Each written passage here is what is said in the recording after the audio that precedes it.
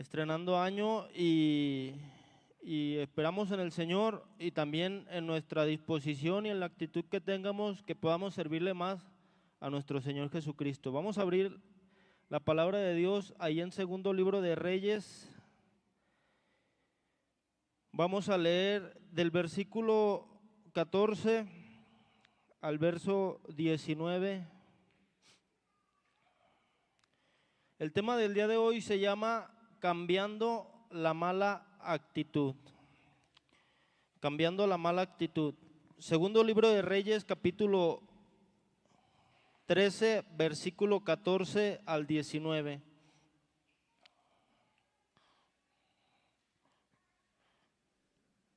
Amén.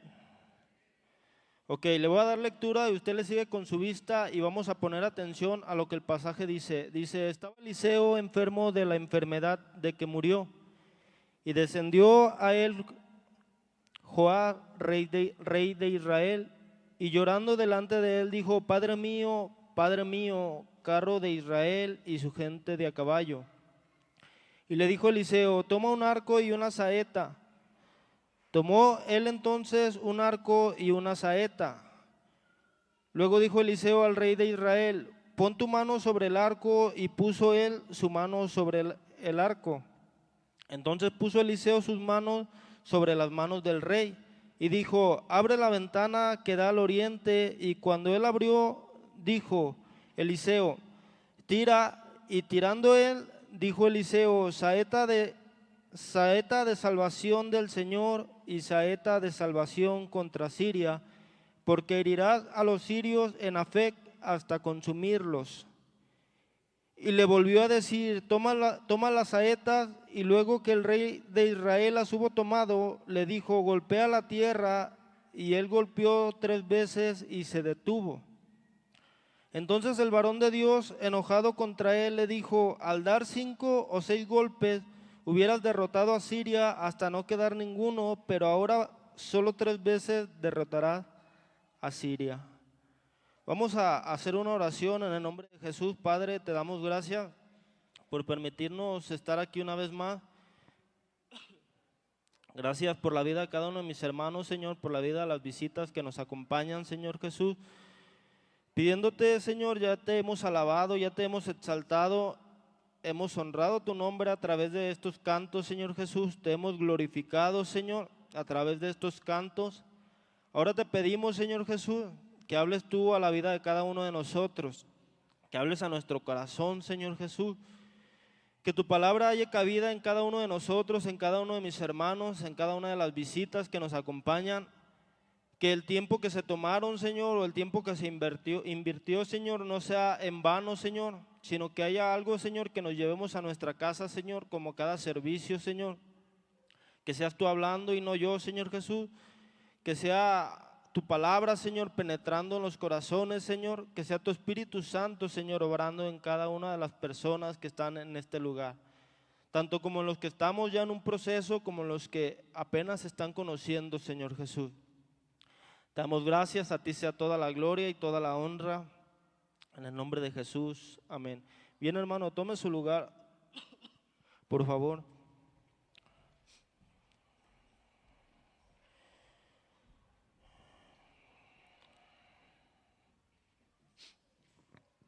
Entonces, como dije hace un momento, el tema del día de hoy se llama Cambiando la mala actitud. Este es un tema que no solamente pues lo he estudiado un poco, no muy profundo, en la lectura de la palabra, en el estudio, sino que es algo que Dios ha ido tratando en mi vida personal, cambiando mi actitud, mi forma de pensar y mi forma de cómo hacer las cosas. Entonces, creo que es la mejor manera en la que nosotros podemos entender cómo debemos de comportarnos y cuál es la actitud correcta con la que debemos de conducirnos, porque acuérdese que la forma en como nosotros somos, nuestra actitud es lo que nos define, y como la gente nos mira y nos observa. Y aparte también, cuando uno tiene una mala actitud, la gente nos evita. Y cuando uno tiene una actitud positiva, una actitud correcta, la gente nos busca, ¿sí? Entonces, la actitud que tengamos es lo que va a definir nuestras vidas y de hecho, dependiendo de la actitud que tengamos, es cuando empiezan o comienzan a abrirse puertas en nuestras vidas. Entonces, yo creo que es algo muy importante como creyentes, como hijos de Dios, tener una actitud correcta. Entonces, lo digo yo que la mera verdad soy una persona o fui una persona que tenía una mala actitud, una forma de pensar muy negativa y todo eso, hermano, acarrea mucho sufrimiento, muchas cosas que no nos gustan. Bien, entonces acabamos de leer, perdón, acabamos de leer segundo libro de Reyes, capítulo 13, versículo 14 en adelante. Entonces yo creo que la mayoría de nosotros conocemos quién era Eliseo, ¿no? Eliseo era un discípulo de Elías. Elías era conocido como el profeta de fuego. Entonces Eliseo era un discípulo del profeta Elías y este siempre lo seguía donde quiera que él iba. Y yo creo que todos recordamos aquella escritura donde cuando el Señor se iba a llevar a Elías, Eliseo lo seguía, pero él tenía que apartarse de Eliseo para que él pudiera irse, pero Eliseo no se apartaba. Inclusive en una ocasión algunos profetas le dijeron, ¿sabes que hoy el Señor te va a quitar a tu maestro, va a quitar a Elías? Y dice él, sí, lo sé, y por eso no se despegaba de Elías. Entonces, hasta que Elías le dijo, bueno, ¿qué es lo que quieres? Y le dice, quiero la doble porción de tu espíritu. Y le dice, bueno, lo vas a tener si tú logras ver cuando yo sea quitado de este mundo. Entonces, él vio, de hecho, la expresión que hace Joás, el rey Joás era un rey de Israel. La expresión que hace Joás de Señor mío, carros de Israel, perdón, Padre mío, carros de Israel y su gente de caballo, fue la expresión que hizo Eliseo cuando vio que fue arrebatado Elías. Entonces, yo creo que todos conocemos un poco acerca del profeta Eliseo. Y si no, pues ya hablé un poco acerca de él para entrar en contexto de quién es Eliseo. Entonces, dice la escritura en lo que leímos ahorita, que vino el rey Joás, que era rey de Israel, vino a Eliseo y Eliseo estaba enfermo y dice la escritura de la enfermedad con la que él murió. Entonces, había un problema en Israel y un conflicto contra Siria. De hecho, Siria, del lado de oriente de Israel, había tomado algunas tierras o había tomado posesión de algunas tierras. Y dice la escritura que él vino a Eliseo. Entonces Eliseo le dijo, vemos ahí en el versículo 15, le dijo Eliseo, toma un arco y una saeta es una flecha. Tomó él entonces un arco y una flecha. Luego dijo Eliseo al rey de Israel, pon tu mano sobre el arco, y puso él su mano sobre el arco. El rey puso su mano sobre el arco, entonces puso Eliseo sus manos en las manos del rey y dijo, abre la ventana que da al oriente, hacia el lugar donde la posesión que habían tomado los sirios. Dice, abre la ventana que da hacia el oriente, y él abrió y Eliseo le dijo, tira, y él tiró. Y dijo Eliseo, saeta de salvación del Señor, saeta de salvación contra Siria, porque herirás a los sirios en Afec hasta consumirlos. Entonces, vemos que allí el profeta Eliseo lanza esta profecía que tenía un respaldo de parte de Dios, porque no estamos hablando que era cualquier persona que estaba profetizando, era el profeta Eliseo, tenía respaldo de Dios. Entonces lo que Eliseo decía se hacía, se cumplía, porque era Dios respaldando, porque era la palabra de Dios. Entonces la promesa o la profecía era que el rey Joás iba a derrotar a los sirios hasta consumirlos. Entonces vemos que ahí está la promesa del Señor.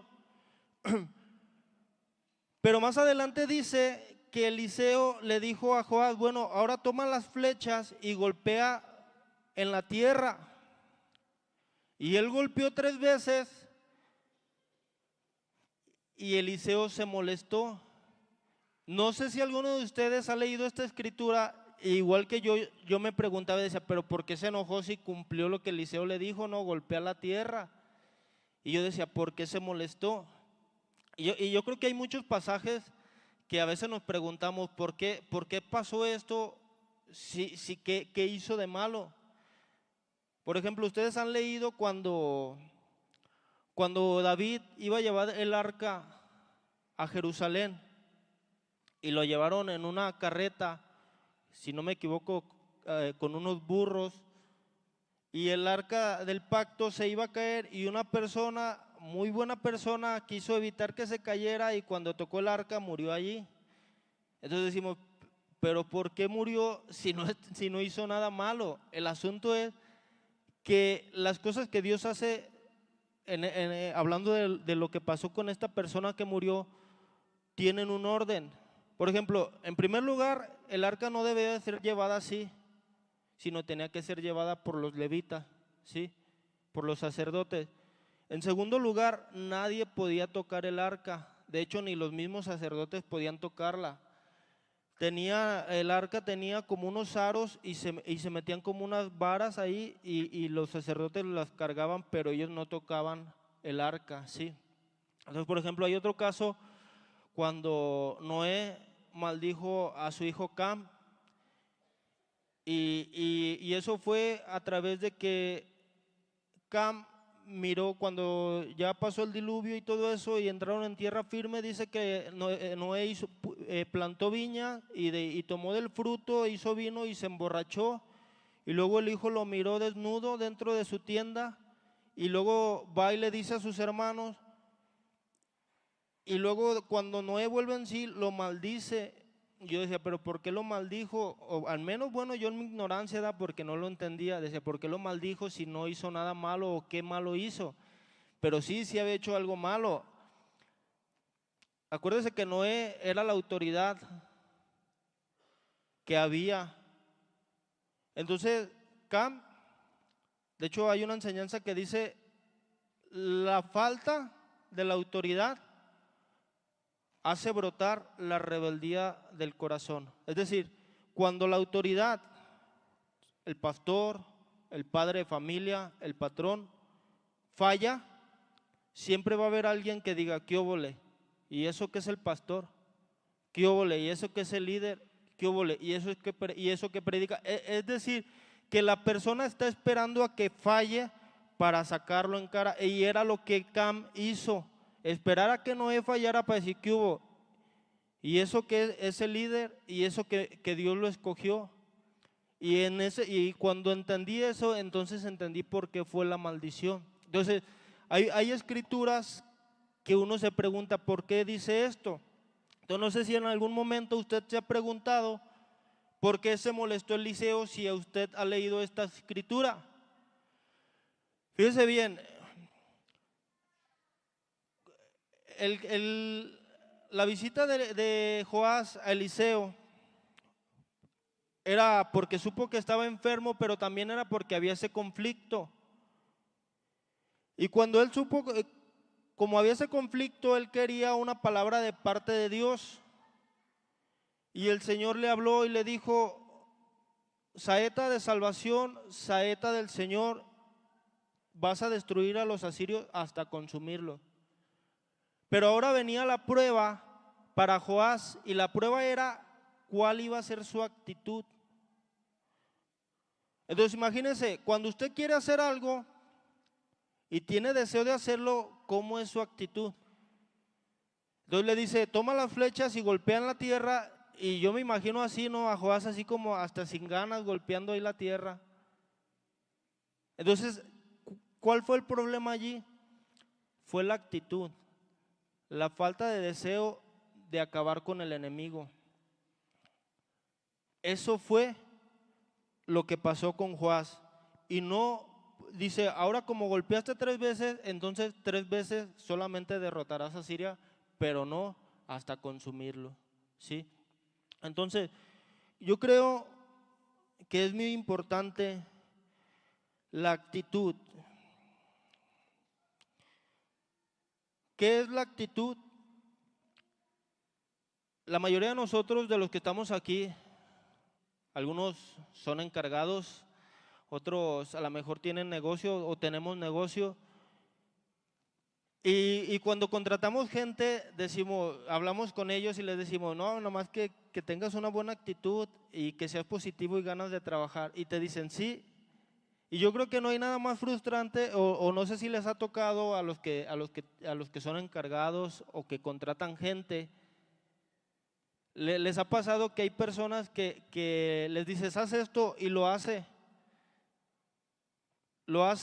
y acaba y se queda así esperando a que le digas qué más hacer. Y luego a lo mejor tú sales y llegas, te tardas un rato y regresas y le dices, oye, ya acabaste, sí, y luego, no, pues es que, o sea, no tienen esa actitud de querer hacer las cosas, siempre están esperando a que les digas qué hacer. Y la mera verdad, trabajar con una persona así es muy pesado porque es estarla acarreando, arrastrando para que trabaje, para que haga las cosas. Entonces, porque no hay una buena actitud. El problema, muchas de las ocasiones, y digo muchas de las ocasiones porque probablemente puede ser el lugar, pero el problema muchas de las ocasiones no es el trabajo, no son las personas, no es nada de eso, es nuestra forma de pensar, nuestra mentalidad, cómo vemos las cosas. Porque dependiendo cómo veamos las cosas es como vamos a vivirlas. ¿Les ha pasado que cuando están en un trabajo y ya renunciaron y dicen, no, pues ya en 2 semanas me salgo, y ya hasta están trabajando sin ganas porque lo que quieren es salirse, porque ya la mente ¿cómo se puede decir? Ya se programó a que ya no va a estar allí. Entonces, muchas de las cosas tienen que ver con nuestra forma de cómo pensamos, de cómo vemos las cosas. Entonces, imagínese usted que, por ejemplo, ¿no? Supongamos que yo estoy en la alabanza, ¿no? Y estoy en la batería. Y supongamos que Román, ensayamos el lunes, y Román me dice, hermano, ahorita ya acabamos de ensayar, te voy a pedir algo, límpiate la batería, ¿no? Antes de que te vayas. Y yo le digo, sí. Entonces, yo la mera verdad no la quiero limpiar. Y agarro la franela o el trapo y lo limpio ahí rápido y me voy. Y yo digo, cumplí con lo que me dijo, pero nunca fue con una buena actitud. Porque muchas veces cumplimos con lo que se nos pide, pero no lo hacemos con una buena actitud. Entonces, una persona que no tiene una buena actitud siempre tiene pretextos, peros y excusas. Le dices, haz esto, ah, pero esto. Le dices lo otro, ah, pero aquello. Por ejemplo, si el pastor viviera aquí en la iglesia y sale fuera y a lo mejor se le olvida cerrar la iglesia y ya está él allá en otro lado y me habla y me dice, oye hermano, hazme un favor, se me olvidó cerrar la iglesia, ve a cerrarla. Pero yo no quiero, pero por no decirle que no, le digo, ah, pero es que no traigo llaves. La pregunta es, ¿qué debería de hacer yo si tuviera una actitud correcta? ¿Cuántos hermanos aquí no tienen llaves? Voy y consigo las llaves, vengo y cierro, pero solamente hace falta una buena actitud. Y muchas cosas las hacemos sin una buena actitud. Ok. ¿Sí me van siguiendo, hermanos? ¿O ya los perdí?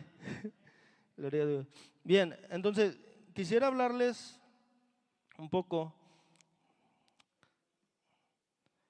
lo que es la actitud según la psicología. No estoy hablando de que les voy a dar una terapia, según lo que define la psicología como una buena actitud. Dice, Permítanme poquito,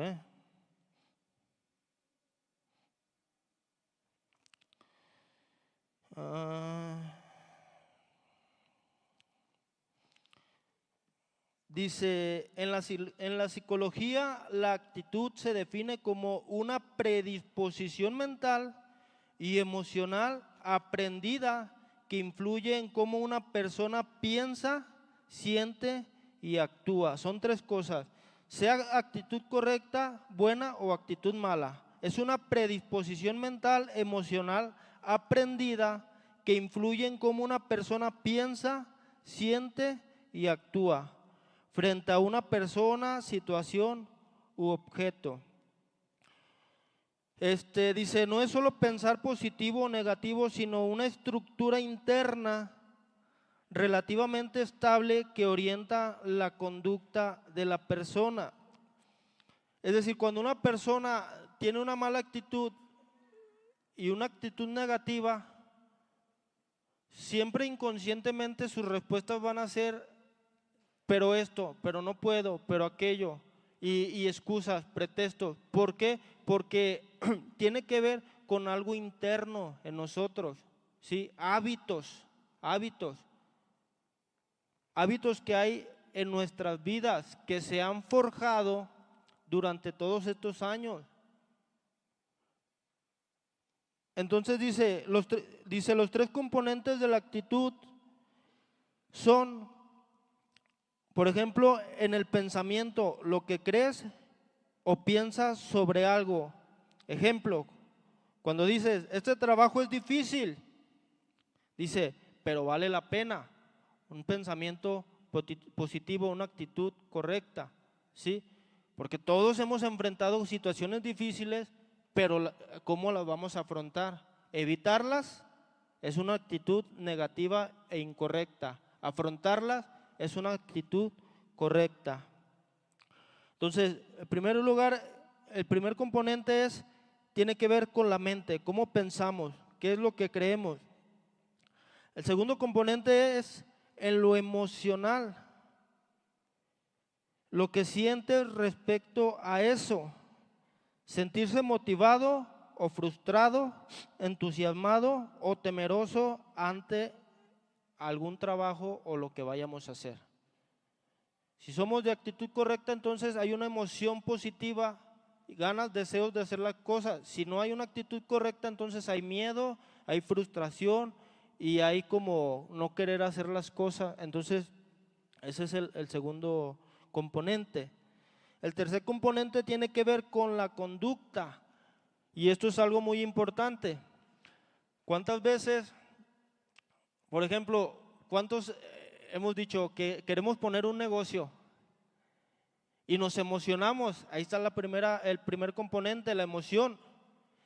Lo pensamos, nos imaginamos y luego nos emocionamos, pero no llegamos al tercer componente, que es al acto, ¿sí? Nada más nos quedamos en la emoción y en el pensarlo. Y muchos, les aseguro que muchos de los que estamos aquí nos hemos quedado allí en esa parte, ¿sí? Ahora, si ustedes me preguntan en qué se alinea esto, que según la psicología define como actitud correcta o incorrecta o los componentes, ¿en qué se alinea esto con lo que la palabra de Dios dice? A lo largo de la escritura, en cada capítulo, en cada escena, en cada historia, nos vamos a dar cuenta la actitud que tenían los hombres de Dios y el pueblo del Señor. Fíjese, vamos allá a Números, capítulo 13.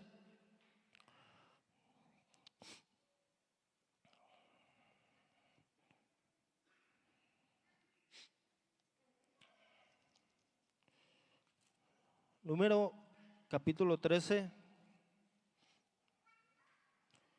Oye, hermano, ¿se acabó más temprano la alabanza o qué? ¿O voy muy rápido? ¿Se acabó más temprano? Ya se me acabaron todos los argumentos, hermano. Números capítulo 13.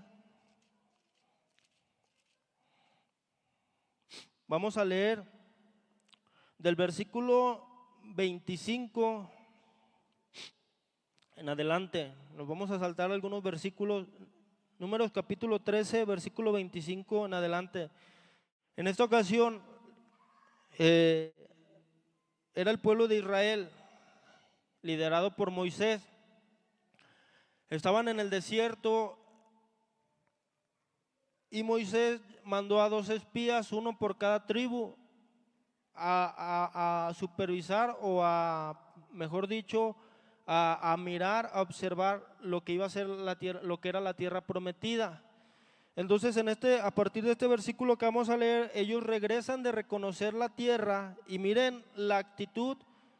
Eran 10, entre ellos eran 12 espías, entre esos 12 iba Josué e iba Caleb. Y miren la actitud de los otros 10 y la actitud de Josué y de Caleb. Dice, y volvieron, versículo 25, ¿sí estamos allí? Y dice, y volvieron de reconocer la tierra al fin de 40 días, y anduvieron y vinieron a Moisés y a Aarón y a toda la congregación de los hijos de Israel en el desierto de Parán, en Cades, y dijeron la información a ellos y a toda la congregación, y le mostraron el fruto de la tierra, y les contaron diciendo, nosotros llegamos a la tierra de la cual nos enviaste, la que ciertamente fluye leche y miel, y este es su fruto de ella. Fíjese, en el verso 28 dice, mas el pueblo que habita aquella tierra es fuerte y las ciudades muy grandes y fortificadas, y también vimos allí a los hijos de Anac. Amalec habita en el Negueb, y el Eteo y el Jebuseo y el Amorreo habitan en el monte, y el Cananeo habita junto al mar, a la ribera del Jordán. Dice, entonces Caleb hizo callar al pueblo delante de Moisés. Fíjese la actitud de él, y dijo, subamos luego y tomemos posición de ella, porque más podremos nosotros que ellos. Entonces vemos allí que había esa motivación de decir, subamos. Y esa motivación era la acción, tomemos posesión de ella porque más, fíjese su pensamiento de él, porque más podremos nosotros que ellos. Es decir, su pensamiento era que el Señor estaba con ellos y que iban a poder, porque su pensamiento estaba de que Dios había hecho una promesa. Entonces esa forma de pensar le motivaba, le impulsaba, y esos dos componentes iban a ir al tercer componente, que era la acción, ¿sí? Entonces noten el versículo 30, en el versículo 31 dice, mas los varones que subieron con él dijeron, no podremos subir contra aquel pueblo, porque es más fuerte que nosotros. Ya de ahí, de mirarlo así en su mente, ya hay algo negativo. No podremos subir contra aquel pueblo porque es más fuerte que nosotros. Y hablaron mal entre los hijos de Israel, ¿sí? De la tierra que habían reconocido, diciendo, la tierra por donde pasamos para reconocerla es tierra que traga a sus moradores. Entonces notamos que la actitud de Caleb era, vamos, parafraseando esto, porque el Señor lo prometió, el Señor nos lo va a dar, y eso era su motivación, era su forma de pensar. Dependiendo de cómo pensemos, es como nosotros nos vamos a sentir. Si nosotros pensamos en miedos, a muchas cosas como al fracaso, hasta enfermarnos, entonces, como dijo Job, lo que temí fue lo que me sucedió. Entonces, Satanás conoce nuestra forma de pensar, hermano. Él conoce la mente y sabe, no puede entrar al pensamiento, es decir, no puede entrar ahorita y entender lo que ustedes están pensando, pero por medio de cómo nos comportamos, de cómo hablamos, de cómo nos expresamos, sabe cómo pensamos. Él es un expertazo, hermano, en estudiar la mente del hombre, cómo piensa. En una ocasión, hace como 2 semanas, estaba viendo unos reportajes de cómo funciona la música o ciertos géneros de música en el cerebro del ser humano. Entonces, algunos expertos hicieron unos estudios y pusieron ciertos géneros de música, el puro ritmo, no, sin letra, porque se preguntaban cómo ciertos cantantes de ahora, populares, cantan re feo y son tan famosos.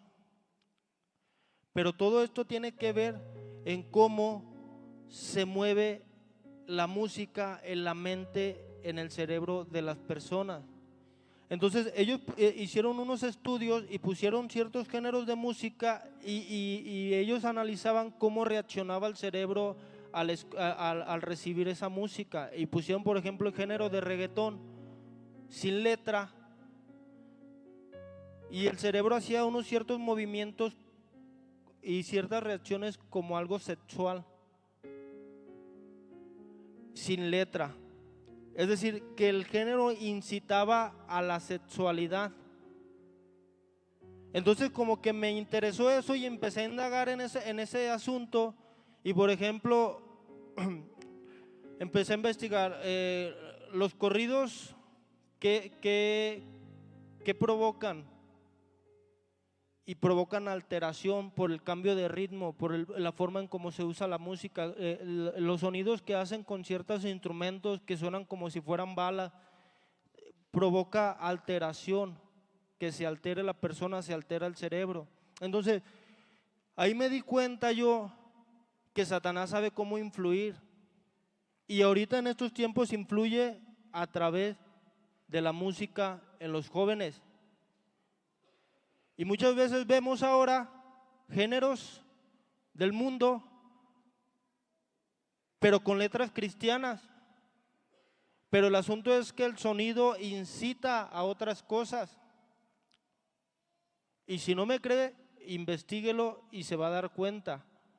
Yo no traigo nada en contra de ningún ritmo, yo no condeno ningún ritmo, pero eso es lo que yo investigué. Y si tiene alguna duda, investíguelo. Ok, vamos a seguir adelante. Vamos a pasarnos ahí mismo en el capítulo 14, verso 5 de Números.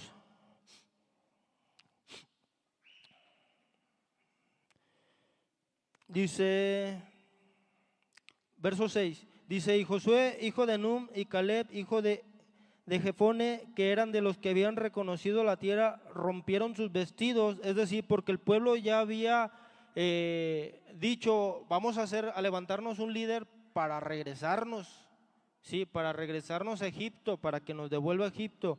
Entonces dice que Moisés y Aarón se postraron, Josué y Caleb rompieron sus vestidos. Dice: y hablaron a toda la congregación, verso 7, de los hijos de Israel, diciendo: la tierra por donde pasamos para reconocerla es tierra en gran manera buena. Si el Señor se agradare de nosotros, Él nos llevará Él nos llevará a esta tierra. Fíjese el pensamiento, si el Señor, o sea, su mente siempre estaba en las promesas de Dios, en las promesas de Dios estaba ahí su pensamiento. Y note usted que la mayoría del pueblo, su pensamiento siempre estaba en Egipto. ¿Para qué salimos de Egipto? ¿Para qué nos trajiste de Egipto?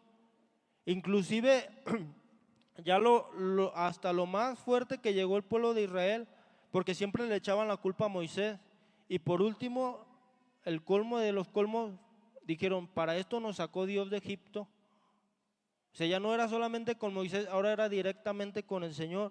Dice: y hablaron a toda la congregación de los hijos de Israel diciendo: la tierra por donde pasamos para reconocerla es tierra en gran manera buena. Si el Señor se agradare de nosotros, Él nos llevará a esta tierra y nos la entregará, tierra que fluye leche y miel. Entonces vemos esa actitud positiva de ellos. No la llevaron a la acción, no porque no estuviera en ellos, sino porque el Señor dijo que esa generación no iba a pasar hasta que todos quedaran postrados en el desierto, excepto Josué, Caleb y los más jóvenes de 20 años, ¿sí? Pero si el Señor les hubiera dicho en ese momento vayan, ellos iban. Entonces, hermano, la pregunta es, ¿cómo podemos cambiar esa actitud negativa?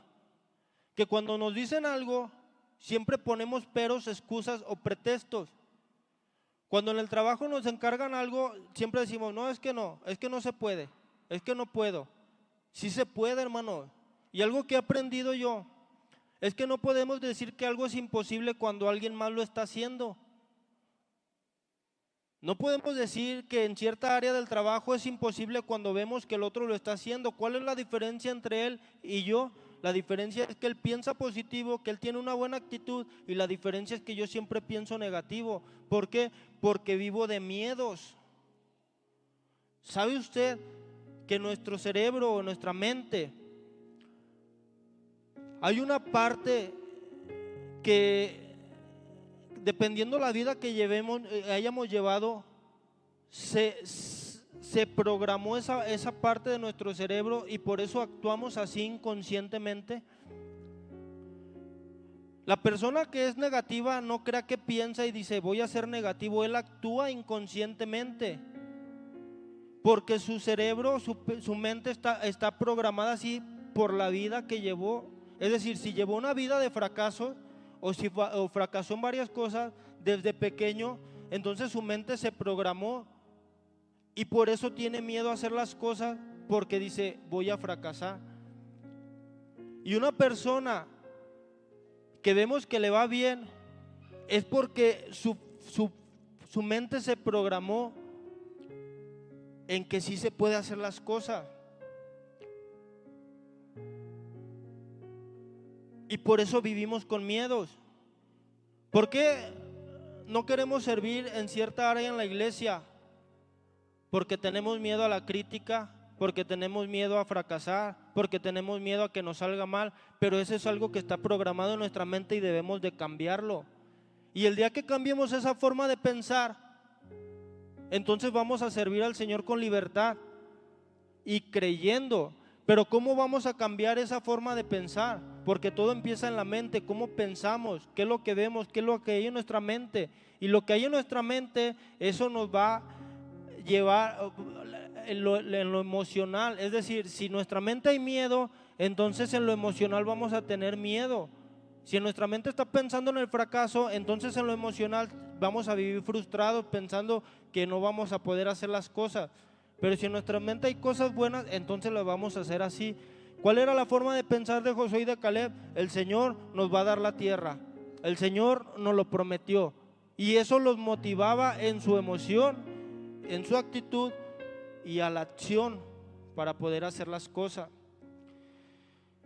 Quisiera leerle dos pasajes. Romanos capítulo 12. Entonces, en primer lugar, ¿cómo puedo cambiar esa mala actitud? Primero hay que reconocer que tenemos una mala actitud. Reconocerlo y pensar qué puedo hacer para cambiar eso. Pero mientras no lo reconozcamos, entonces no vamos a tomar acción. Entonces, primero es reconocer que tenemos una mala actitud. Romanos capítulo 12, verso 2. Cuando hemos reconocido verdaderamente que hemos tenido una mala actitud, que cuando me piden hacer esto siempre busco pretextos, que no tengo una actitud correcta, entonces hay que cambiar nuestra forma de pensar. Romanos capítulo 12, verso 2 dice: no os conforméis a este siglo, sino transformad por medio de la renovación de vuestro entendimiento. Habla de una renovación de nuestra mente para que compruebes cuál es la buena voluntad de Dios, agradable y perfecta. Entonces, si el mundo vive en miedos, Si el mundo vive con temores, Pablo dice en este pasaje, no os conforméis, es decir, no te hagas igual a este mundo, sino renueva tu entendimiento. Tiene que ver con la mente, cómo vemos las cosas. Y eso va a cambiar mucho nuestra vida. Efesios capítulo 4, verso 22.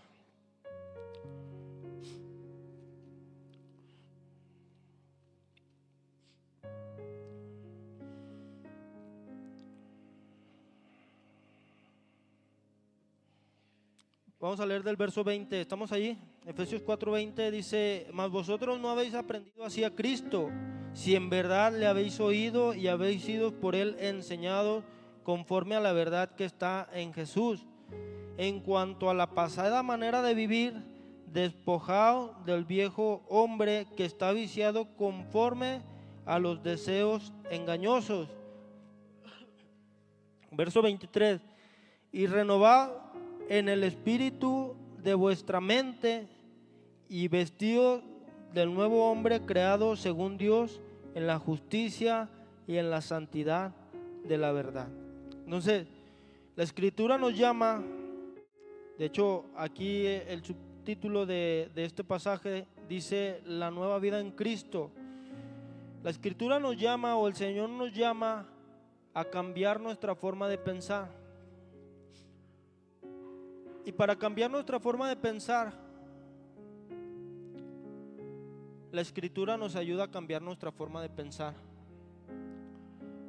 ¿Le ha pasado a usted cuando se levanta en la mañana y lo primero que hace, habla con el Señor y lee su Biblia y se siente positivo, se siente alegre, se siente con ganas de ir a trabajar, con ganas de hacer las cosas? Pero cuando lo hemos dejado de hacer, viene todo lo anterior, las frustraciones, los miedos, el cansancio, la fatiga, las quejas, los reclamos. Entonces la forma de cambiar nuestra forma de pensar, esa actitud, es a través de la palabra del Señor. La palabra del Señor, hermano, cuando nosotros leemos la palabra de Dios, no nada más leerla por leerla, sino verdaderamente desear esta palabra con todo nuestro corazón, leerla, nos trae paz, nos trae tranquilidad, nos trae una forma de pensar positiva, nos da fe. La escritura nos da la fe.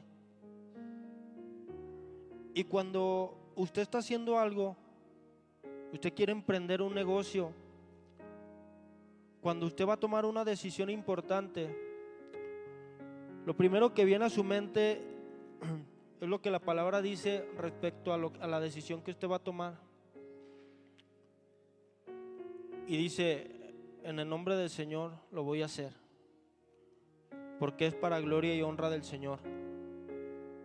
Como Josué y Caleb, el Señor lo prometió, el Señor nos lo va a dar. Entonces nosotros nos damos cuenta que no es que Dios no falla y Dios tiene promesas.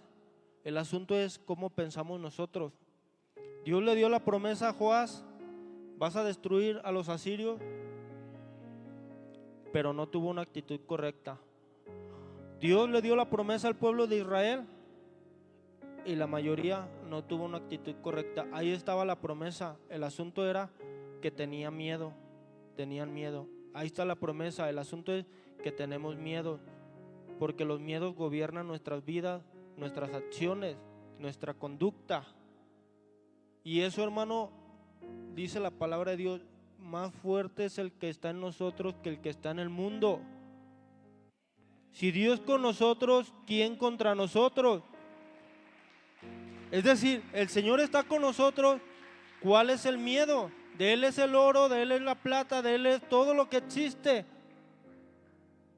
Él gobierna nuestras vidas. Inclusive el pastor mencionaba acerca de cuando el Señor habló en la oración y dijo, vénganos tu reino. Y el reino es un gobierno, gobierna nuestras vidas. Si el Señor gobierna nuestras vidas, ¿cuál es el miedo? Y personalmente lo digo, que muchas veces, porque a mí me ha pasado o me pasó, que Satanás influye tanto en nuestras vidas porque obra a través de nuestros miedos. Y no debería de ser así. Él no debe de influir en nuestras vidas porque ya no le pertenecemos al Señor, somos hijos del Rey, hemos nacido de nuevo y le pertenecemos a Él, ¿sí? Y Él tiene promesas para nosotros, simplemente hay que arrebatarlas. Póngase de pie, hermano. Vamos a hacer una oración.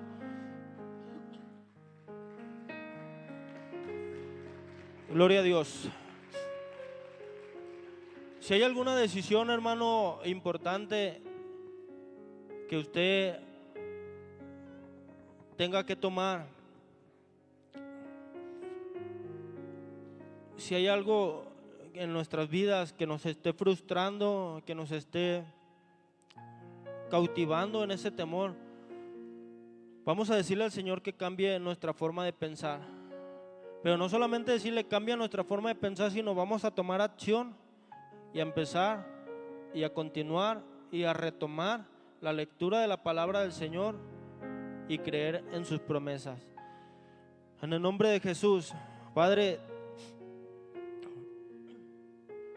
te doy gracias, Señor Jesús, porque sé que tú obras en la vida de cada uno de nosotros, Señor.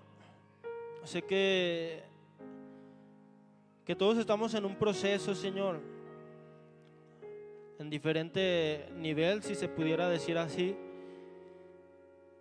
Sé que algunos hemos aprendido unas cosas, pero hay otras cosas que no hemos